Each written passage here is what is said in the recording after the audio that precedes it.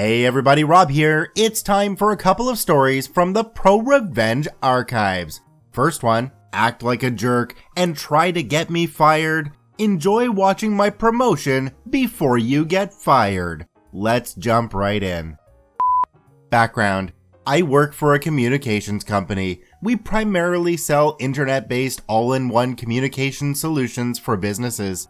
I'm in the software development department, working as a software tester currently. I've been with the company a long time, have worked my way up from phone support, and have a ton of knowledge about the company, including policy and culture. I also have a relative who has worked in HR for many years. The story: I had been working as a software tester for about 2 years doing manual testing. Our team was fairly unsupervised as we didn't really have a manager, but the company was expanding quickly, so they hired us a manager. Enter Jay, the butthole. At first, things were fine. He was just learning the company. However, it was odd. He never asked anyone for information. He just said he'd do his own research and spent the first month online reading stuff. Not sure what that taught him about our company specifically though. After the first month, he hit the ground running. He immediately started creating automation tests, adding to the existing testing code, and creating stupid rules that made no sense. He broke tons of shit and took credit for work that wasn't his. Everyone hated him, and we all referred to him as Jay. For the most part, we all ignored him. At this point, no one has specifically said he was our manager. He was just here to help provide direction. Fast forward a few months and everyone on the team wants to quit. No one can stand him. He and I butt heads more so than others because I know he's wrong, and I make my decisions based on the best interests of the customers. He hated that I never get in trouble, but I was hand selected for the position by our CIO. He knows how hard I work. Well, Jay keeps trying to get me in trouble. He finally succeeds. I get a write-up from him that is my final warning. I've never been written up before. I talk to my HR family member, review the company handbook, and then I go to HR with my write-up. I fight and I win. I get a warning instead. Jay is livid. He gives me the stink eye for months to follow. Fast forward again and he's still after me. But I have a family emergency come up. I have to move out of town. I apply to work from home and my request is granted. Jay can't stand it. He tries to fight it and convince the company not to let me. However, he's not high enough up the chain to override my approval from a C-level manager.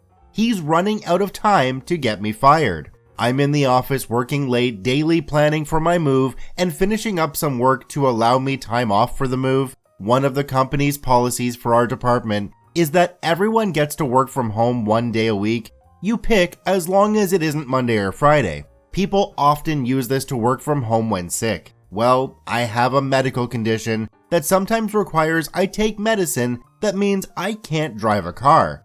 I emailed the office and let them know I was going to work from home due to being sick. I work for about 30 minutes, then Jay sends me a message. He tells me that employees are not allowed to pick when they work from home, and I need to take the day off and use PTO. I inform him that I've already worked part of the day and can't take PTO. He insists that I stop working immediately, so I do. I then contact HR because I know he's coming after me. I confirm that as a salaried employee, if I work at all in a day, I cannot be required to take PTO. HR confirms.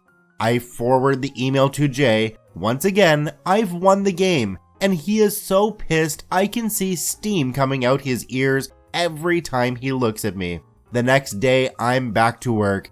Jay sends me an email with a final write-up with a recommendation for termination because I took an unauthorized day off. What the fuck? I immediately forward his email to HR with proof he told me to take the day, a screenshot of all the conversations I had with him about it, and proof I forwarded the previous HR decision to him. In the email, I also included that I was filing a formal complaint against him for a hostile workplace, targeting, bullying, retaliating, and a violation of my ADA rights. The response is swift, sweet, and awesome. I am immediately notified by Jay's boss that moving forward I report directly to him. My write-up had been torn up and I can start working from home immediately prior to my move. Jay is demoted from being the manager of the team. He's super pissed. Within 2 weeks, they demoted him from being the manager of his other team and then let him go within the month. Prior to his being fired, I got promoted up a level. I made sure to mention it often in our group chat channels. After I showed his true colors to management, he began treating everyone else worse as I was now off limits. Complaints rolled in so much, they had to let him go. Serves him right, the asshole. People like Jay can bring a company down pretty quickly. Morale goes down, nobody wants to work there anymore. I wonder though if OP didn't have the relationship with the person in HR, if things would have gone the same way. On to our next story.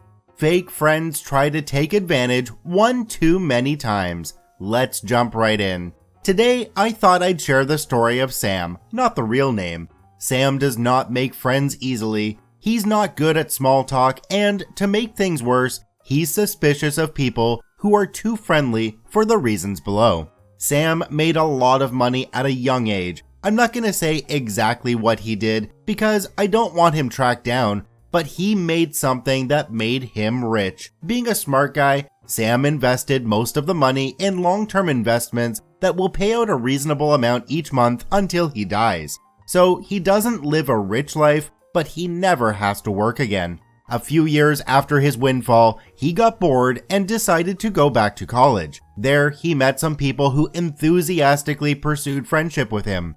Making friends with them was so easy that, for a while, he was happy. He didn't find out until later that they had learned about his wealth by searching for his name online. It started small. Occasionally, one of them would be short with some money and ask Sam for a loan, then blow it off when he asked for it back. Sam started to get concerned, but he didn't want to lose his new friends.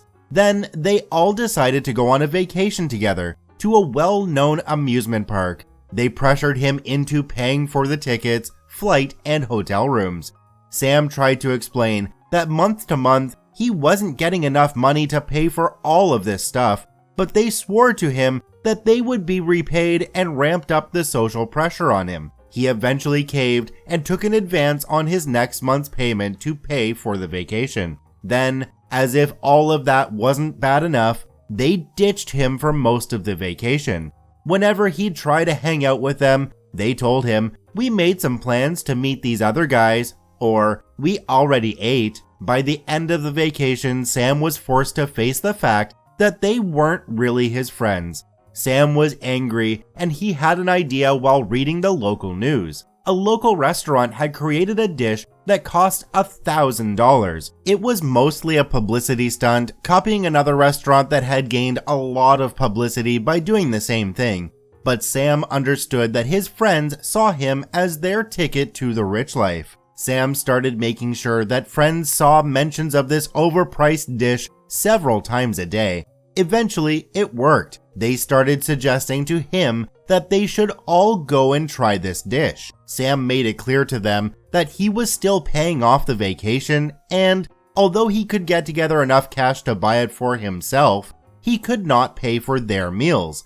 They all said they understood, although they looked a little worried. He never overheard them saying it, but he knew they confused being a millionaire with having $1 million sitting in your checking account. The day of the meal came and they all ordered this $1,000 dish.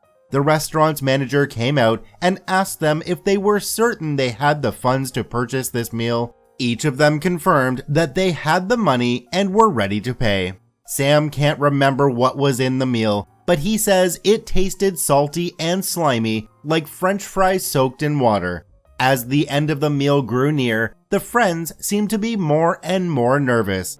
At the end of the meal, everyone handed over their debit cards. Sam's cleared, and every other card was declined. They turned to Sam, saying things like, "I don't know why it was declined. Can you help us out?" One of them just slid her bill over to Sam with a smug grin. Sam replied honestly, "I don't have enough money in my checking account to cover your bills." He stood up and started to walk out. One of them called out, "You can't just leave us like this." He replied, "I made some plans to meet up with other guys."